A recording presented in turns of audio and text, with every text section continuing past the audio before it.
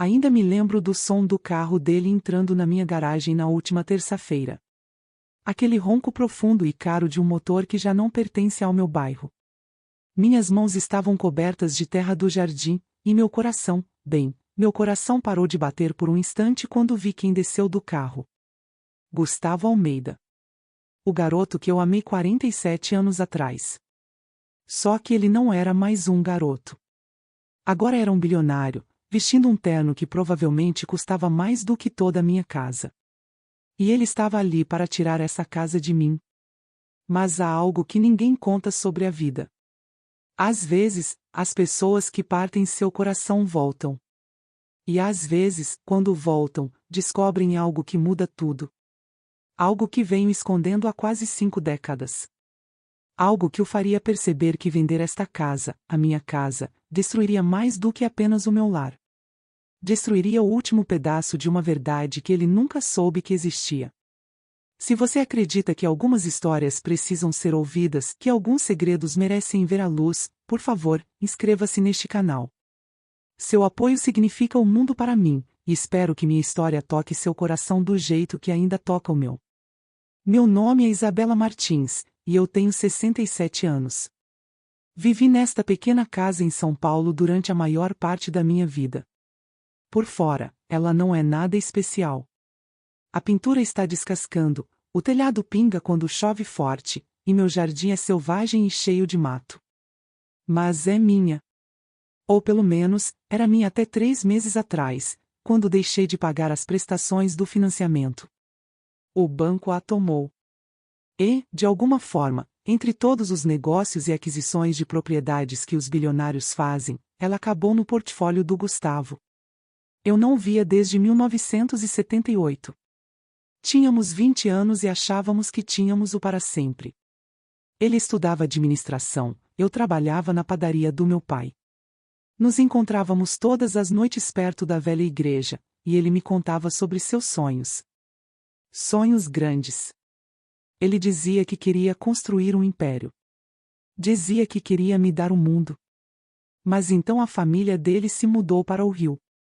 Havia uma oportunidade, um empreendimento. Ele prometeu que voltaria para mim. Prometeu que nos casaríamos, que nada mudaria. Eu acreditei.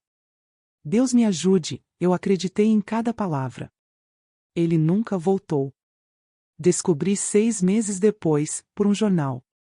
Gustavo Almeida havia se casado com Patrícia Mendes, filha de um rico industrial. O casamento dele saiu nas páginas sociais. Lembro de ficar encarando aquela foto por horas, tentando entender como o garoto que me beijava sob as árvores de jacarandá podia sorrir daquele jeito ao lado de outra pessoa. Minha vizinha Teresa me encontrou chorando no jardim naquele dia. Ela tem sido minha amiga mais próxima desde então, embora nunca tenha conhecido toda a verdade. Ninguém conhecia. Quando abri a porta na última terça-feira e vi Gustavo ali, em pé, com seu corretor de imóveis Rafael Silva, achei que fosse desmaiar. Ele estava mais velho, claro. Cabelos grisalhos, marcas ao redor dos olhos. Mas aqueles olhos eram os mesmos castanhos quentes que costumavam me olhar como se eu fosse a única pessoa no mundo. Isabela? A voz dele falhou levemente. Eu não sabia que você ainda morava aqui. Rafael, o corretor, parecia desconfortável. Ele mexeu nos papéis e pigarreou. Senhor Almeida, talvez devêssemos voltar outra hora. Mas Gustavo fez um gesto dispensando-o.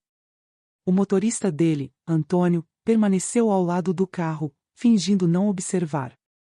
Posso entrar? Perguntou Gustavo. O que eu poderia dizer? Tecnicamente, aquela propriedade agora era dele. Afastei-me e os deixei entrar na minha pequena sala de estar, de repente consciente de como tudo devia parecer simples demais para um bilionário. Meus móveis são antigos, mantidos unidos com amor e determinação. Minhas cortinas estão desbotadas. Mas tudo está limpo, tudo é cuidado. Observei a mão de Gustavo tremer ao tocar naquele livro de poesia, e soube que aquele momento mudaria tudo. Porque o que ele estava prestes a descobrir não era apenas um livro antigo ou memórias desbotadas. Era uma verdade que havia vivido naquela casa por 46 anos, respirando em cada cômodo, esperando exatamente por aquele instante. Rafael saiu para atender uma ligação, deixando-nos sozinhos na minha pequena sala de estar. O ar parecia pesado, como antes de uma tempestade. Gustavo se virou para mim, e aqueles olhos castanhos que eu um dia amei estavam cheios de algo que eu não conseguia nomear. Arrependimento? Curiosidade? Dor? Isabela, se eu soubesse que você morava aqui, eu nunca teria, ele começou, mas sua voz se perdeu. Nunca teria o quê, Gustavo? Voltado? Comprado a minha casa? Ouvi a amargura na minha própria voz e odiei isso. 47 anos, e eu ainda soava como aquela garota de 20 anos com o coração partido. Ele passou a mão pelos cabelos grisalhos, um gesto tão familiar que fez meu peito doer. Eu tentei te encontrar. Depois que me mudei para o Rio, eu te escrevi cartas. 10, talvez 15 cartas. Você nunca respondeu. Eu nunca recebi nenhuma carta. Minha voz era pouco mais que um sussurro. O rosto dele empalideceu. Meu pai. Ele deve ter. Meu Deus, Isabela, eu pensei que você tivesse seguido em frente. Pensei que você não me quisesse mais. O mundo pareceu girar. Todos esses anos, eu acreditei que ele simplesmente tinha me esquecido, me substituído por alguém mais rica, mais adequada. E ele achou que eu o tinha abandonado. Se essa história tocou seu coração, deixe um like. Seu apoio me ajuda a compartilhar essas verdades que ficaram enterradas por tempo demais. Eu esperei por você, eu disse em voz baixa. Todos os dias, por 2 anos inteiros, eu esperei. Os olhos de Gustavo se encheram de lágrimas, e eu o vi envelhecer 10 anos naquele instante. Eu me casei com Patrícia porque meu pai disse que você tinha me rejeitado. Ele me contou que você estava noiva de outra pessoa, que tinha rido quando soube que eu ainda pensava em você. Isso é mentira. Tudo isso. Ele deu um passo em minha direção, depois parou, como se lembrasse de todos os anos e escolhas entre nós. Quando Patrícia morreu, comecei a mexer nos papéis do meu pai. Encontrei suas cartas. 23 cartas que você enviou para meu endereço no Rio. Ele escondeu todas. Não me entregou nenhuma sequer. Senti minhas pernas fraquejarem. Eu escrevi para você toda semana durante 6 meses. Eu sei. Eu li todas. Cada palavra. Ele tirou algo do bolso do paletó. Um envelope, amarelado pelo tempo, com a minha letra na frente. Tenho carregado e está comigo há 2 anos. A última que você enviou, onde dizia que estava grávida. O mundo parou. Simplesmente parou. Porque era isso. Esse era o momento que eu temi e esperei, na mesma medida, por 46 anos. Gustavo, eu disse lentamente, eu preciso te mostrar uma coisa. Caminhei até o corredor, minhas pernas ainda funcionando apesar do terremoto que acontecia dentro de mim. Na parede, pendiam dezenas de fotografias. Fotos da escola, aniversários, formaturas. Todas mostrando a mesma pessoa, crescendo de bebê para criança, de adolescente para adulta. Gustavo me seguiu, e ouvi seu suspiro agudo quando ele as viu. O nome dela é Sofia, eu disse. Sofia Martins. Ela tem 46 anos. Dá aulas de literatura na universidade. É casada com um homem maravilhoso chamado David, e eles têm 2 filhos. Fiz uma pausa, com a voz se quebrando. Seus netos. Gustavo encarou as fotos como se pudessem desaparecer. Sua mão se estendeu, tocando o vidro sobre a imagem de uma jovem com os olhos dele, o sorriso dele, o queixo teimoso dele. Onde ela está? Sua voz saiu rouca. Onde está a minha filha? Ela está lá em cima, sussurrei. Veio me visitar esta manhã. Ela sempre vem às terças-feiras. Gustavo me olhou como se eu tivesse acabado de dizer que o sol tinha caído do céu. Antes que pudesse se mover, antes que pudesse falar, ouvi passos na escada. Sofia apareceu no corredor, segurando 2 xícaras de chá, com os óculos de leitura apoiados no nariz, exatamente como Gustavo costumava usar. Mamãe, eu fiz o seu favorito. Ela parou no meio da frase quando viu Gustavo. As xícaras tremeram em suas mãos. Eu tinha contado a Sofia sobre o pai dela quando ela fez 18 anos.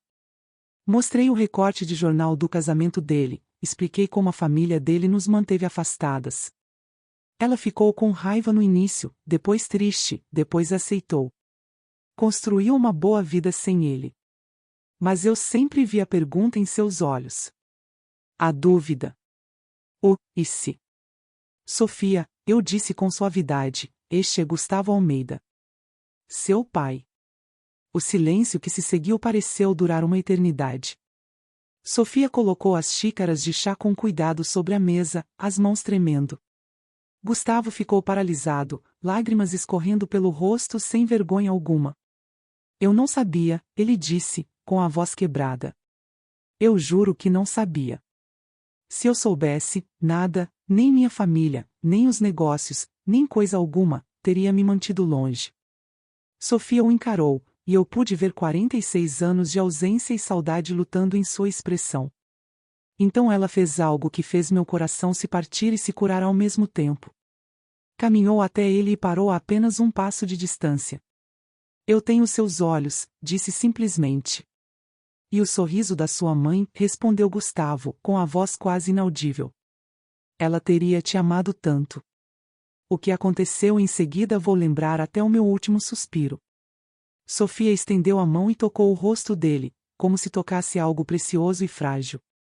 E Gustavo, esse bilionário poderoso que construiu um império, desmoronou.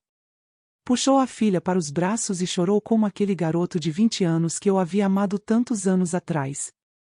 Ouvi passos do lado de fora e vi Rafael pela janela, com um olhar incerto. Antônio ainda estava junto ao carro. Teresa havia aparecido na varanda da casa ao lado, observando com os olhos arregalados. Mas nada disso importava. Depois de vários minutos, Gustavo se afastou e olhou para Sofia, olhou de verdade, memorizando cada detalhe. Então se virou para mim com uma expressão que eu nunca tinha visto antes. A casa, disse com firmeza. Vou assiná-la de volta para você. Hoje. E vou criar um fundo de confiança, para você, para Sofia, para seus netos, para tudo o que vocês precisaram durante todos esses anos em que eu não pude estar presente. Gustavo, eu não quero o seu dinheiro, comecei a dizer, mas ele balançou a cabeça. Não é sobre dinheiro, Isabela. É sobre 46 anos de aniversários que eu perdi, de joelhos ralados que eu não cuidei, de apresentações escolares a que eu não assisti. Eu não posso comprar o tempo de volta, mas posso garantir que você nunca mais se preocupe em perder sua casa. Ele olhou para Sofia. Se você permitir, eu gostaria de fazer parte da sua vida agora. Da vida de vocês duas. Eu sei que não tenho o direito de pedir isso, mas... Sofia olhou para mim, e eu vi a pergunta em seus olhos. Eu assenti, dando a ela permissão para fazer sua própria escolha. Eu gostaria disso, disse Sofia, em voz baixa. Meus filhos às vezes perguntam sobre o avô. Eu gostaria que eles te conhecessem. Gustavo pegou o celular com as mãos trêmulas e chamou Rafael para entrar. Em menos de 1 hora, os documentos estavam prontos. A casa era minha novamente. Mas, mais do que isso, algo que estava quebrado havia sido consertado. Não perfeitamente, não por completo, mas o suficiente. Quando Gustavo foi embora naquela noite, parou no portão do meu jardim, o mesmo lugar onde costumava me dar boa noite com um beijo 47 anos atrás. Eu nunca deixei de te amar, Isabela. Quero que você saiba disso. Em tudo, sempre foi você. Eu sorri, sentindo-me mais leve do que em décadas. Eu sei, Gustavo. Sempre soube. Às vezes, a vida nos dá segundas chances quando menos esperamos. Às vezes, as pessoas que nos machucaram também estavam machucadas. E às vezes, as casas que lutamos para manter guardam mais do que memórias. Elas guardam a verdade que nos liberta a todos. Se a minha história te emocionou, por favor, inscreva-se. Existem muitas histórias como a minha que precisam ser contadas, e o seu apoio significa tudo. Obrigada por ouvir.